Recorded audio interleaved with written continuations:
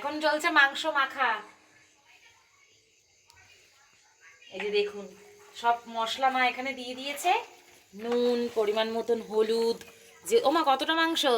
এখানে 5.5 কিলো। এই দেখুন 5.5 কিলো মাংস। আর এর মধ্যে সব মাখা চলছে এখন, প্রসেসিং। তেজপাতা পড়ে গেল, তারপরে পরিমাণ মতো আমরা নুন দিয়েছি, হলুদ দিয়েছি, জিরের গুঁড়ো, লঙ্কার গুঁড়ো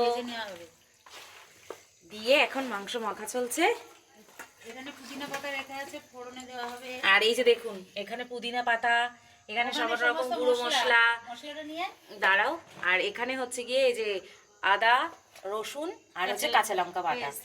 আর এটা হচ্ছে গিয়ে পেঁয়াজ কুচি, ক্যাপসিকাম, টমেটো। আর এই যে আলু। হ্যাঁ, মাংস আমার এখানে সুন্দর করে ম্যারিনেট করা হয়ে গেছে, এই যে দেখুন। আর এখানে ফোড়নের জন্য মা দিয়েছে শুকনো লঙ্কা, জিরে।